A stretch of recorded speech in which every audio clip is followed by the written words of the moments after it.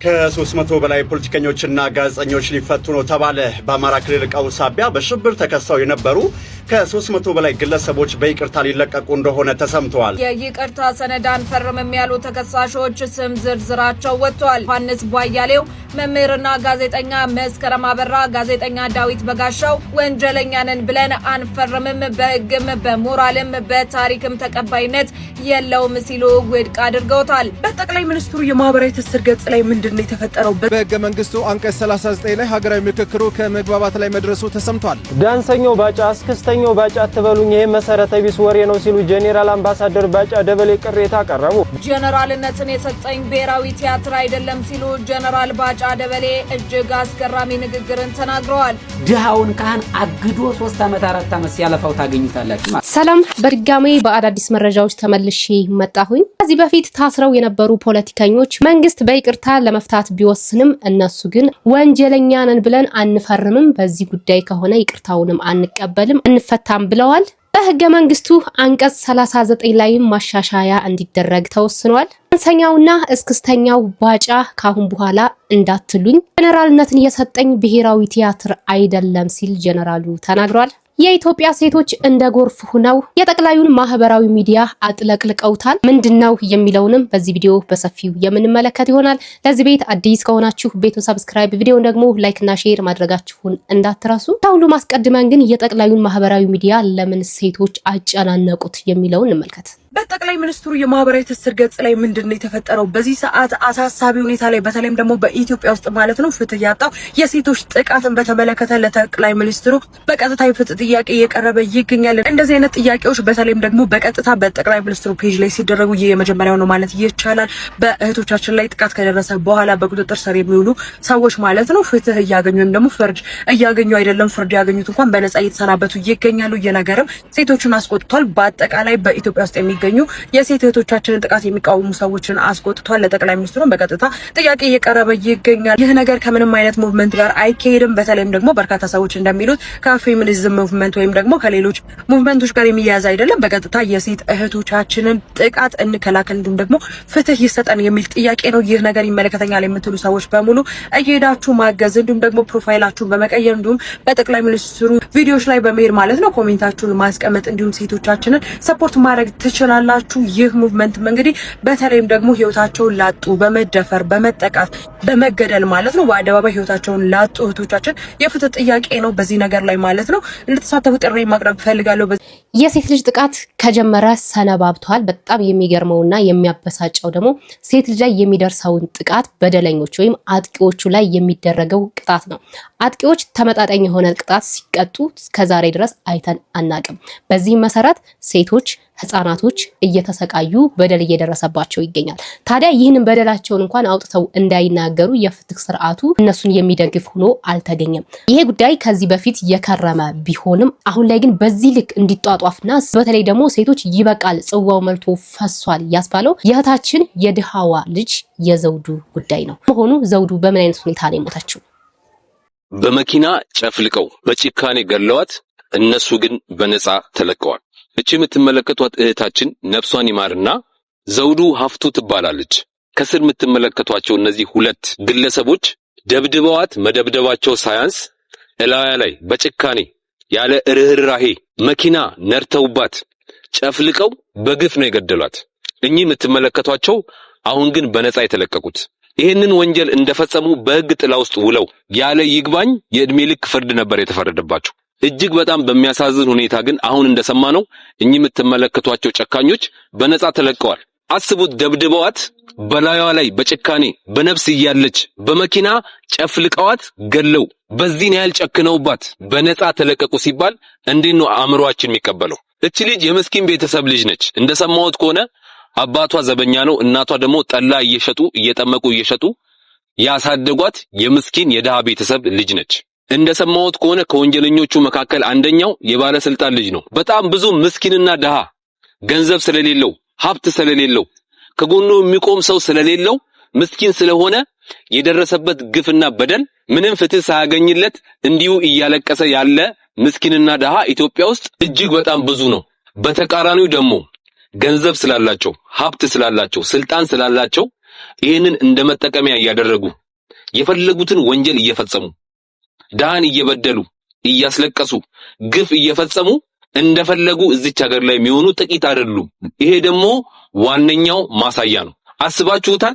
ደብድበዋት ራሷ ላይ በህይወት እያለች በመኪና ሄደውባት ደፍጥጠው እንደዛ የሰው ልጅ በህይወት እያለች ገለው በነፃ መለቀቅ ማለት እኮ ግልጽ ነው። ይሄ የዚች ልጅ ፍትህ የተዛባው ወይ በገንዘብ ነው ወይ በስልጣን ነው ማለት ነው። የስንቱ ነው እንደዚህ የተዛባው? ስንቱ ነው እያለቀሰ ያለው? ስንቱ ምስኪን ደሃ ነው እያለቀሰ ያለው? ስለዚህ በአንድ ነገር መደምደም እፈልጋለሁ። ኢትዮጵያ ውስጥ የሴቶችና ህፃናት ጉዳይ ሚኒስቴር አለ። ከዚህ አንፃር እውነት ካላችሁ ኢትዮጵያ ውስጥ አሳዩን። በዚች ልጅ ፍትሁን አሳዩን።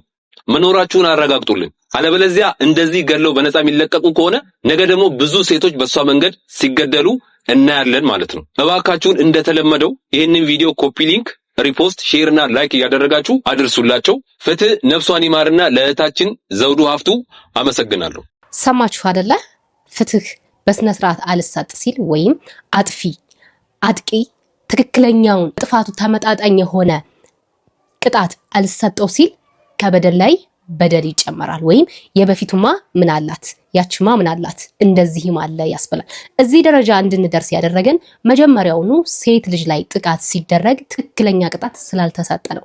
እስኪ የትኛው አጥቂ ነው ወይም የትኛው ሴት ላይ በደል ያደረገ ሰው ነው በትክክል ተፈርዶበት ያየ ነው? ማንኛውም አጥቂ የሆነ ነገር ይፈረድበታል ወይም የሆነ ተመጣጣኝ ነው ተብሎ የሚታሰበውን ቅጣት ይፈረድበታል። ግን በይግባኝ ሲወጡ እንመለከታለን። ታዲያ እስከ መቼ ነው? ከዚህ በላይ ግፍስ ምን አለ? ከዚህ በላይ ምንድነው እንዲሆን ተፈልገው? በልጅቱ በራሷ ላይ መኪና እየነዱባት ማለት ነው። የባለ ሀብት ልጆች ለአንድ ምስኪን ልጅ ይህንን አይነት ጥቃት አድርሰውባታል። በጣም የሚያሳዝነው እንደሰማችሁት እነዚህ ሰዎች በነፃ ተለቀዋል፣ በነፃ ወጥተዋል ማለት ነው። ታዲያ ይሄ ያላንገበገበን ምን ያንገበግበናል? ነገ የኛን ቤት መጥቶ እስኪያንኳኳ ነው ወይ የምንጠብቀው? ይህንን ነገር ለመቃወም አንድ ሰው ሴት መሆን ብቻ አይጠበቅበትም። ወንዱም እንደ ወንድሞቻችን ማለት ነው ሊቃወም ይገባል፣ በቃ ሊል ይገባል። እና እንደተባለው ይህንን ጉዳይ ከሌላ ነገር ጋር እየተያያዘ ይገኛል። በተለይ ይህንን ጉዳይ አሁን ላይ ቻሌንጁን ያስጀመረችው ጠቅላዩ ጋር ሁሉም ሴት የራሱን መልእክት እንዲያስተላልፍ ወይም በቃ ሃሽታግ ትሰማ የሚለውን ቻሌንጅ እንዲያደርጉ ያስጀመረችው ማነች? ያስጀመረችው ጆርዲ ነች። እንግዲህ ሁላችንም ጆርዲን እናውቃታለን። ጆርዲ ምንም ትሁን አሁን ላይ ማለት ምን ማለት ነው? እሷን መውቀስ፣ እሷን መተቸት፣ እሷን መምከር ያለብን ሰዓት ይኖራል። የምትታማበት ነገር አለ። ጆርዲ ብዙ ነገር እየተባለ ነው። ግን አሁን የእሷን ጉዳይ አምጥቶ እዚህ ጋር እሷ እንዲህ ስለሆነች ነው ማለቱ አስፈላጊ አይደለም። እዚህ በላይ ምንድነው የምትፈልጉት? ከዚህ በላይ ሴት ልጅ ምንድነው እንድትሆን የሚፈለገው? ይሄ ነገር ሊያመን ይገባል የእውነት። እና አንዳንዶቹ ጆርዲ እንደዚህ ነች፣ ጆርዲ እንደዚህ ስለሆነች ነው፣ ጆርዲ እንደዚህ የጆርዲ እንትን ነው የሚመስለውና ይሄ ጥቃት ሁላችንም ነው ሊገደን የሚገባው። ደግሞ ለሁሉም ጊዜ ያለው አይደለ? አሁን መወራት ያለበት አሁን ኢሹ ተደርጎ የተነሳው ነገር ላይ ነው ፎከስ ማድረግ ያለብንና ሁላችንም ከቻል ድምጽ መሆን ብንችል፣ ያለበለዚያ ደግሞ ነገሩን እንደዚህ ወደዛና ወደዚህ እያልን ወይም አላስፈላጊ ሙቭመንት ነው እያልን ሌላ ነገር ጋር በማያያዝ አሁን እየተነሳውን እንቅስቃሴ ባናደናቅፍ መልካም ነው። እናንተስ ምን ሐሳብ አስተያየት አላችሁ? ኮሜንት ላይ አስቀምጡልኝ። ከ300 በላይ ፖለቲከኞችና ጋዜጠኞች ሊፈቱ ነው ተባለ። በአማራ ክልል ቀውስ ሳቢያ በሽብር ተከሰው የነበሩ ከ300 በላይ ግለሰቦች በይቅርታ ሊለቀቁ እንደሆነ ተሰምተዋል። ነገር ግን ነገሩ ቀላል አይደለም። የቀረበው የይቅርታ ሰነድ አንድ ትልቅ ቅድመ ሁኔታን አለው። ይኸውም ተከሳሾቹ በክልሉ ለተፈጸመው ግድያዎችና ጥፋቶች ኃላፊነቱን እንወስዳለን ብለው እንዲፈርሙም ይጠይቃል። እስካሁን ባለው መረጃ አብዛኞቹ ተከሳሾች ሰነዱን ፈርመዋል። ሆኖም ፖለቲከኞችና ጋዜጠኞችን ጨምሮ 30 የሚሆኑ ግለሰቦች ይህንን ቅድመ ሁኔታ አንቀበልም በማለት ለመፈረም ፈቃደኛ አልሆኑም። ድርድሩን የመሩት የኢሰመኮ ዋና ኮሚሽነር አቶ ብርሃኑ አዴሎ ናቸው።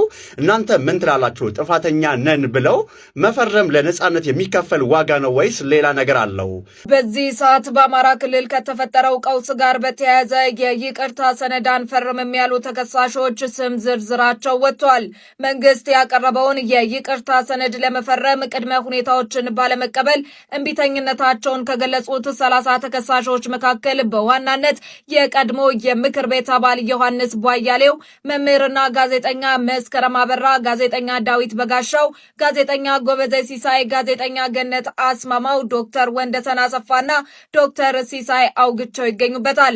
በሰነዱ ላይ የቀረቡት ቅድመ ሁኔታዎች በደረሰው ጥፋት ኃላፊነት ወስዳችሁ ወንጀል መፈጸማችሁን እመኑ የሚሉ ሲሆኑ ተከሳሾቹ ግን ወንጀለኛ ነን ብለን አንፈርምም፣ በሕግም በሞራልም በታሪክም ተቀባይነት የለውም ሲሉ ውድቅ አድርገውታል። ይህ ጉዳይ ዛሬ ላይ ብዙሃኑን እያነጋገረ ነው የዋለው። ብዙሃኑም ህዝቡም ለሁለት ተከፍሏል። ግማሹ ምን አለበት ፈርመው ቢወጡና ትግላቸውን ውጭ ላይ ሆነው ቢያስቀጥሉ የሚል አለ።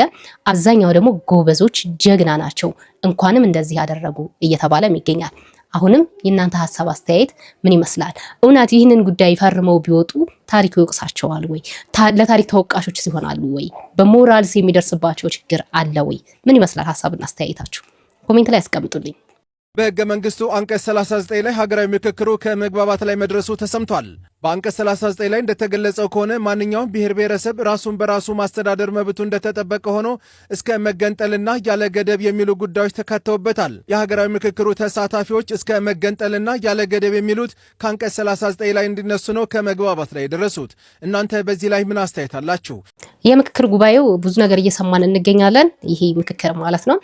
ሌላኛው ደግሞ ከዚህም በተጨማሪ ይሄ ክልል የሚለው ነገር በዚሁ ይቀጥል ወይስ ክልል የሚለው ነገር ይፍረስ የሚልም ሌላ አጀንዳም ተነስቶ ነበርና ወደ 500 ሰው የሚሆን በዚሁ ይቀጥል እያሉ ይገኛሉ። ሌሎቹ ደግሞ ይሄ ጉዳይ ብሔርተኝነትን እያጠነከረ ነው፣ ብሔርተኝነትን እያበዛ ነውና ይፍረስ እያሉ ይገኛሉ ማለት ነው። ግን ከነዛ ውስጥ 500 ሰዎች በዚሁ ይቀጥል እያሉ በዚሁ ይቀጥልም ብለዋል። እነዚህ ጉዳዮችም አሁንም ማነጋገሪያ ሆነዋል። ነገር ግን አሁን ላይ እንደሰማነው የተስማሙበትና ሁላቸውም በአንድነት ያጸደቁት ነገር ቢኖር አንቀጽ 39 ነው ማለት ነው። አንቀጽ 39 ላይ ያለውን እስከ መገንጠል የሚለውን ሽረውታል ማለት ነው። ዳንሰኛው ባጫ አስክስተኛው ባጫ አትበሉኝ፣ ይሄ መሰረተ ቢስ ወሬ ነው ሲሉ ጄኔራል አምባሳደር ባጫ ደበሌ ቅሬታ አቀረቡ። በኬንያ የኢፌዴሪ ባለሙሉ ስልጣን አምባሳደር ጄኔራል ባጫ ደበሌ ትናንት ምሽት ከአዲስ ኮምፖስ ሚዲያ ጋር ሰፊ ቃለ ምልልስ አድርገዋል። በዚህ ቆይታቸው በግል ህይወታቸውና በወታደራዊ አገልግሎታቸው ላይ ለሚነሱ ጥያቄዎች ምላሽ ሰጥተዋል። ባጫ ዳንሰኛ ነው የሚለው በሰፊው የሚናፈሰው ትርክት ያለምንም ማስረጃ በሟቹ ደራሲ ተስፋዬ ገብረአብ የተቀነባበረ መሆኑ ይታወቅልኝ ብለዋል። ጄኔራልነትን የሰጠኝ የብሔራዊ ቲያትር አይደለም ያሉት አምባሳደሩ ሙርኮኛም ሆነ ዳንሰኛ እንዳልሆኑ በመግለጽ የማረከኛ አካል ካለ ሚውጣና ይናገር ሲሉ የቀረበባቸውን ወቀሳዎች አስተባብለዋል። ጀነራልነትን የሰጠኝ ብሔራዊ ቲያትር አይደለም ሲሉ ጀነራል ባጫ ደበሌ እጅግ አስገራሚ ንግግርን ተናግረዋል። አምባሳደሩ ባጫ ዳንሰኛ ነው የሚለውና የሚናፈሰው ትርክት ያለምንም ማስረጃ በሟቹ ደራሲ ተስፋዬ ገብረአብ የተቀናበረ መሆኑንም አንስተዋል። ጀነራልነት የሰጠኝ ብሔራዊ ቲያትር አይደለም ያሉት ጀነራል ባጫ ምርኮኛም ሆነ ዳንሰኛ ለመሆናቸውን በመግለጽ የማረከኛ አካል ካለም ይውጣና ይናገር ሲሉ አስተባብለዋል። እናንተ በዚህ ጉዳይ ላይ ምን አይነት አስተያየት አላችሁ? ሐሳባችሁን በኮሜንት መስጫው ላይ አጋሩኝ።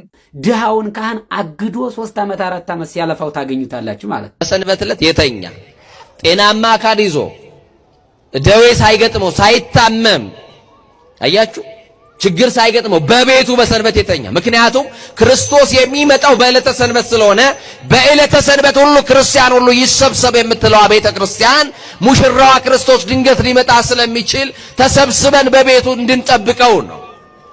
ናፍቆቷ የሆነው ክርስቶስን በቤተ ክርስቲያን ትጠብቀዋለች። ባለፈው ታስታውሳላችሁ አይደል? የማይለውጥ ስብከት ብዬ አንድ ቪዲዮ ሰርቼ ነበርና በጣም ነው የሚገርመኝ ማለት የመጀመሪያው እንግዲህ ተኝተን የምንገኘው በዕለተ ምጽአት የቤተ ክህነቱ ሰዎች ነን። ይህን ስላችሁ ማለት ነው ካህናት አሉ ሰዓታት ቆመው የሚያድሩ ለቅዳሴ የሚፋጠኑ መምህራን አሉ ማህሌት የሚቆሙ። ግን አብዛኛዎች አለቃዎች እነዚህ ሰባኪዎች ጫማቸው ራሱ አይወልቅም። እንኳን በዕለተ ሰንበት ሌሊት ሊሄዱ እኮ ነው የምላችሁ። ጧት ይመጣሉ። ዘማሪውም ዝም ብሎ የተሰጠውን ዝማሬ በለው በለው ብሎ ይሄዳል። ሰባኪውም ዝም ብሎ ህይወት አልባ ስብከት ማለት እንግዲህ ይሄ ነው ወገኖች። በተለይ አብዛኛውን መነኮሳት ማለት ተኝተው አይደል እንደሚያድሩት? እንዴ ተኝተን አይደል እንደምናድረው? ጌታ ኢየሱስ ክርስቶስ ለሕዝቡና ለደቀ መዛሙርቱ እንደዚህ ብሏቸው ነበር። በማቴዎስ ወንጌል ምዕራፍ 23 ቁጥር 1 ጀምራችሁ ስትመለከቱ ማለት ነው ጻፎችና ፈሪሳውያን በሙሴ ወንበር ተቀምጠውላችኋል፣ የሚነግሯችሁን ስሙ፣ የሚያደርጉትን ግን አታደርጉ። ለምን? ከባድና አስቸጋሪ ሸክም ተብትበው በሰዎች ትከሻ ላይ ይጭናሉ፣ እነሱስ በጣታቸው እንኳን ሊነኳት አይፈልጉም ማለት። ይሄ እውነቱ ነው። በነገራችን ላይ የምነግራችሁ ይሄ እውነቱ ነው። በእኛ ዘመንም አሁን ቁረቡ እንላለን፣ እኛን ቆርብም እኮ ይታወቃል እኮ። አብዛኛው መነኮሳቱ እኮ ዝም ብሎ ትክክለኛዎችን መነኮሳት እያልኩ አይደለም፣ አይቆርቡም እኮ ነው የምላችሁ። ቤተ መቅደሱን አይረግጡትም፣ አያውቁትም እኮ ነው የምላችሁ። እኛ ማን ተገብረውን በጣታችን ማንነካውን እኮ ነው። ምዕመናን ስጡ፣ ስጥ ብትሉት አይሰጥም።